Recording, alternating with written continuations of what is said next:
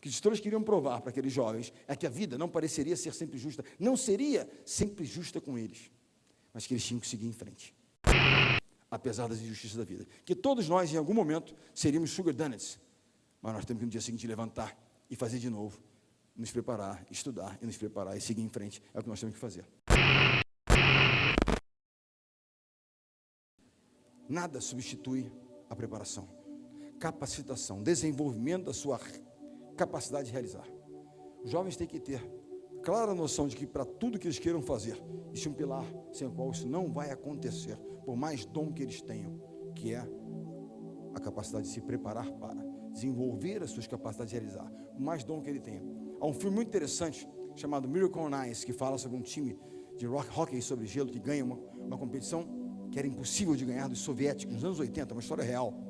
E há uma cena onde jogadores meio universitários, ainda jovens, jogando contra os grandes soviéticos, medalhistas de ouro, o treinador, um pouco assim, digamos, exigente como eu, ou digamos, pouco paciente como eu, ou digamos, um pouco neurótico como eu tinha vários apelidos na seleção. O Serginho Escadinha, que é uma das figuras mais interessantes, me chama até hoje de patrão, manda mensagem: patrão, como é que você está e tal.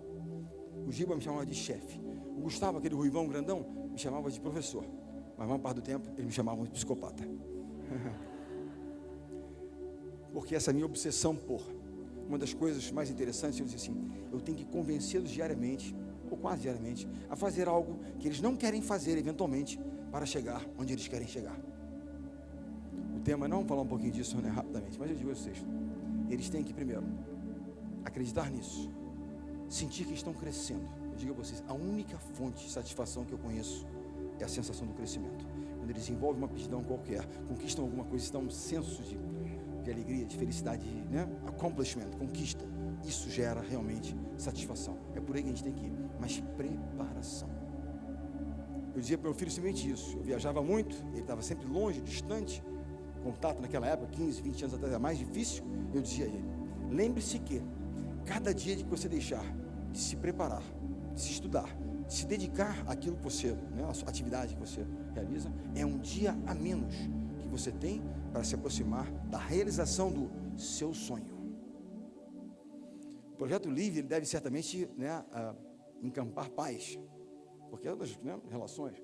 No esporte a gente tem muito isso. Os pais querem, no estudo também, né, na educação, muitas vezes realizar os seus sonhos através dos seus filhos. No esporte, então, é muito claro isso, né? Ver lá os pais neuróticos, os filhos realizem. Nós queremos ver os filhos realizados, felizes, fazendo aquilo que os... Né? Então, é muito complicada essa situação. Eu digo sempre aos pais isso. O sonho é deles. Deem as ferramentas, propiciem as formas para que eles realizem o sonho deles. Cobrem. Uma das coisas mais interessantes, Bernardinho, você cobra muito, cobrança, né? Você é exigente, cobrança. Eu falei, cara, se você faz isso, cobrar. Mas eu digo sempre aos jovens isso, né? O que significa cobrar? Você vai cobrar de alguém, num determinado nível de desempenho, em qualquer área, de alguém que não tem capacidade para isso? Né? Por exemplo, a minha filha, no primeiro ano, ela estava em outra escola, antes da Eleva, e ela chegou em casa, primeiro ano que ficou mais sério, estudo mais formal, com notas e tal, terceira, quarta série, enfim, não lembro. E ela chega lá com as notas, o boletim dela, a pior nota ela tinha sido 9. Eu falei, Júlia, parabéns, 9. Espetáculo. A partir de agora, a linha de corte é 9. Pô, rapaz, não é possível, a vida não é justa e tal. E começou, porque eles acham sempre que a vida não é muito justa, né? Não, filha, não foi eu que dei o parâmetro, foi você. Se eu permitir a você que você se acomode e não desenvolva o seu potencial, em algum momento no futuro você vai cobrar de mim. Mas por que você não cobrou de mim? Se ela demonstrou capacidade, se ela tivesse demonstrado como demonstrou, quando ela veio para a Eleva, que tinham mais demandas diferentes, não, vamos botar uma ajuda para ela, ajudá-la aqui. Mas não exigir, não desenvolver essa capacidade do jovem de, né, reagir a isso, de suportar algum tipo de pressão, é não prepará-lo para a vida. Então dar a pressão, reconhecer, mas dar a pressão. Eu vou cobrar, mas fazer. Lembre-se disso. Eu dizia sempre isso. Todos nós que vivemos do esporte, quisemos em algum momento matar o nosso treinador. Todos nós. Em algum momento, algum treinador a gente quis matar. Eu sempre digo isso. Quem aqui não quis matar um professor? Então não é ideia, nem sugestão, é apenas reflexão. Mas quem de nós não se lembra daquela pessoa e diz, se não fosse por ele, eu não teria chegado lá. Se não fosse por ela, eu não teria alcançado aquele patamar. Até papai e mãe, às vezes, né? Nós falamos isso. Mas o fato aqui é do papel. Porque é o líder, ao coach, orientador, não cabe fazer aquilo apenas que é conveniente no momento, mas sim aquilo que é certo. o que é certo muitas vezes não é popular, não é agradável, mas é o certo a ser feito. Eu digo a vocês, a última geração que eu dirigi, as Olimpíadas de 2016, pois da técnica talvez fosse a geração menos talentosa, mas foi a geração que lutou por uma causa mais do que ninguém.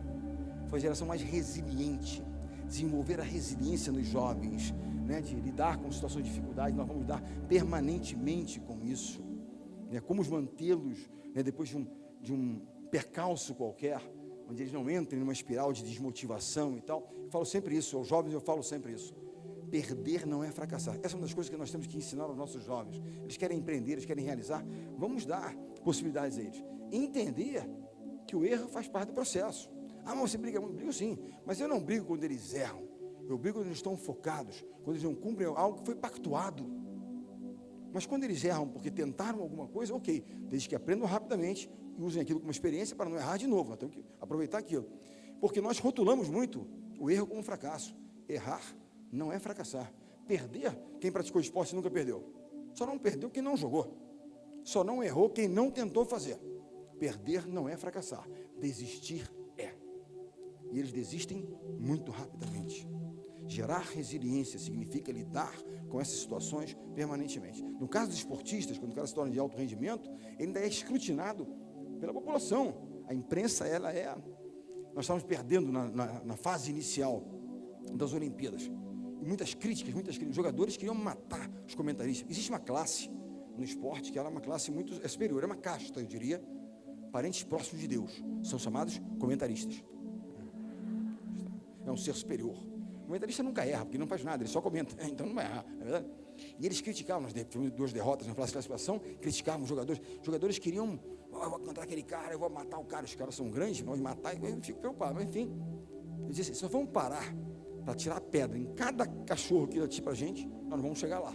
Esqueçam, sigam em frente, porque vocês serão criticados. A única forma de não ser criticado qual é?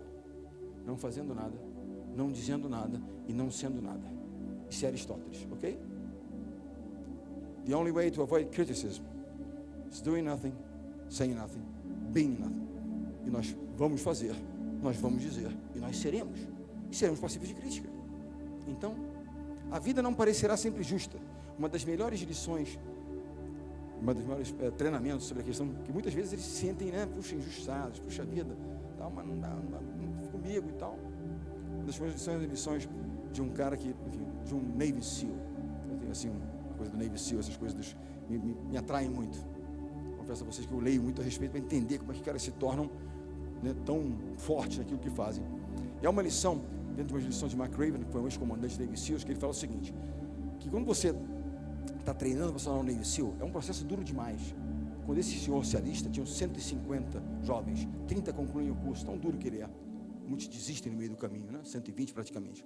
Mas há uma lição, que ele diz o seguinte, todo jovem recruta, todo jovem estudante, ele é testado, ou diariamente, ou mensalmente, você tem provas, você tem testes diversos. No caso deles, tem testes físicos, cognitivos e tal, onde eles têm metas a alcançar. Quando o militar não alcança a meta, ele é punido, tem lá as punições. E a punição que ele mais odiava, é o que eles chamavam de sugar donuts. O que é isso? O militar, como era, ele ia fazer a prova física e tal, e ele dizia que ele tinha convicção de que ele tinha entregue o tempo correto, que a nota dele tinha sido boa. Mas o instrutor dizia, não, você não concluiu a sua prova, você não fez o teste corretamente, seu tempo não foi bom. Ele falou, não é possível, eu tenho certeza que eu fiz. Quando o instrutor dizia, que é o superior, dizia, você não fez, acabou, não fez, não passou, não fez a nota, não bateu a meta. Punição. A punição chamava Sugar Donuts. O que era isso?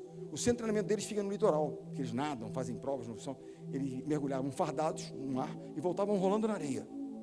Quando chega na calçada, ele se levanta, não se limpa, não se lava, permanece assim durante todo o dia. Aquela areia vai grudando no corpo, o sal do mar secando, e ele vira um sugar donuts, aqueles bolinhos com açúcar em cima. Aqui nós diríamos que ele virou um croquete, um empanado, mas não um sugar donuts, mas lá é um sugar donuts.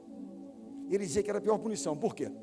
Não é pelo desconforto físico do açúcar e do sal, é porque todos os seus companheiros sabiam que naquele dia ele era o sugar donuts da vez. Ele havia falhado, e ele tinha convicção de que não havia falhado. E quanto mais incomodados eles ficavam com aquela punição injusta, mais os instrutores diziam que eles haviam falhado.